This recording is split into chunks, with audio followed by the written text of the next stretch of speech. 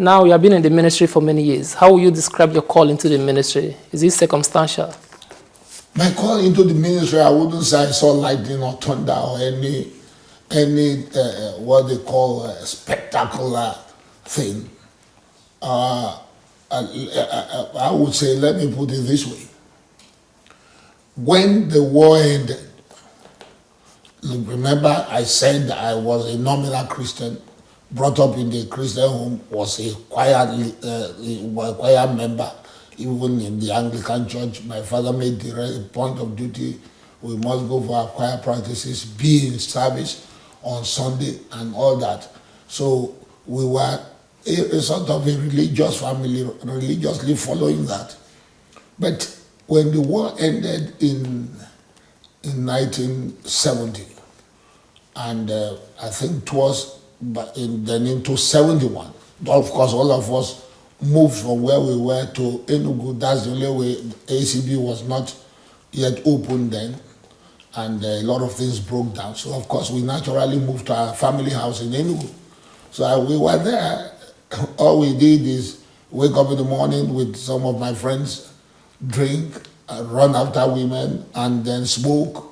My mother, of course, got back on her feet, started selling a beer provision. She had a provision shop in that house, and cigarette. And so wake up in the morning, drink, smoke. I mean, the day we end waiting because no one knew what next to do. This continued from then till I think sometime in 71. From that end of the war till 71. There was a day, my in-law, Dr. Ilo, who is a steward, presiding steward of Soul Winning Chapel now, he was coming to Lagos to meet with his elder brother. And so, of course, he asked me to join him. So I joined him to Lagos that time from east.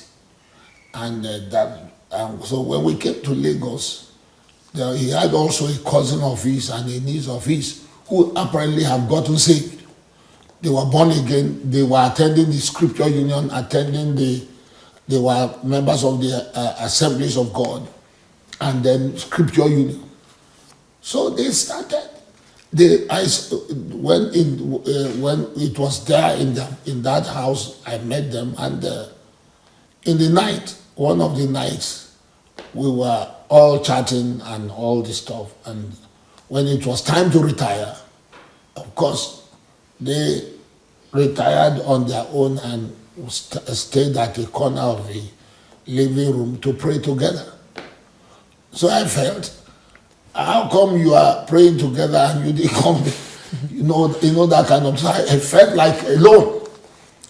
So is it the way this thing is? So if anything were to happen, we've always heard about Jesus coming or not coming. So we are the left outs. That action left a very serious impression in my spirit.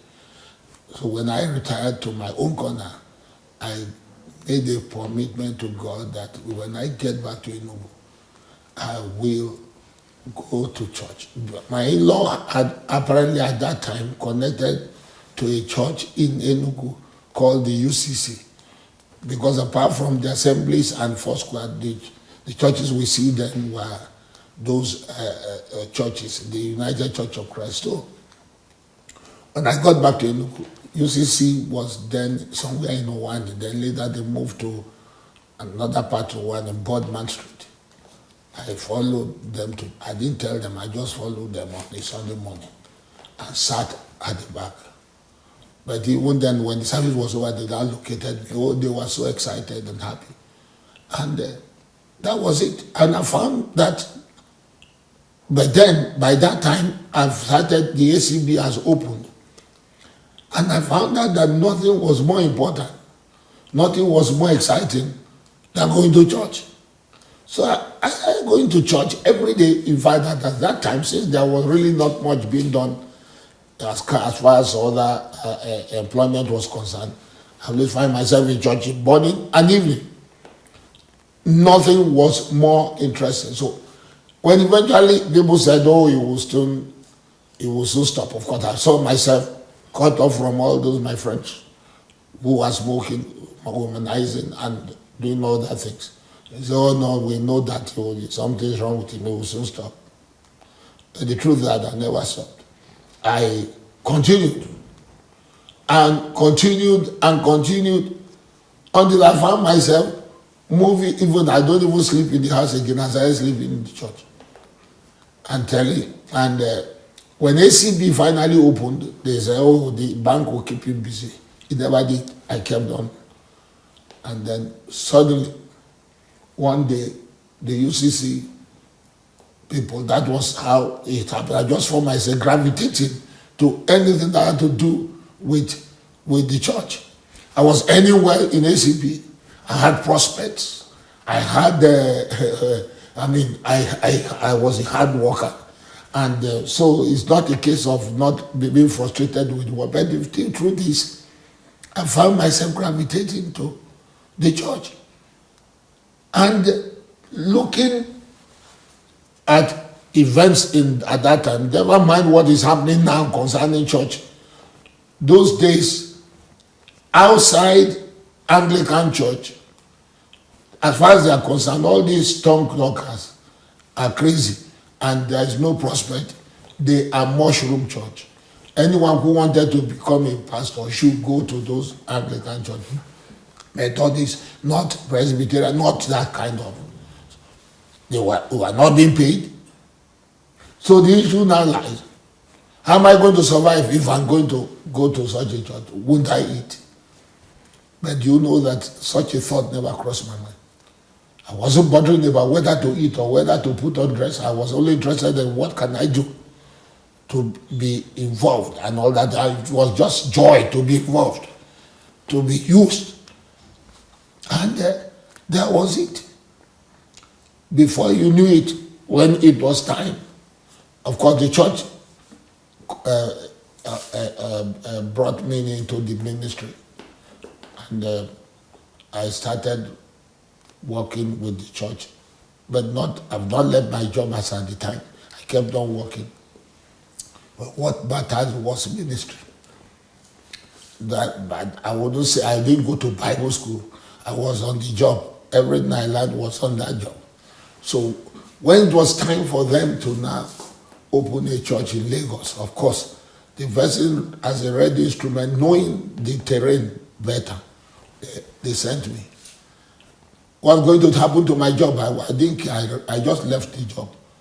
I didn't resign.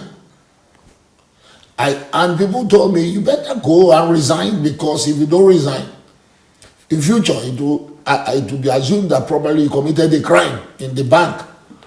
That was what made me. But I'd left for about 3 months before I even thought of that.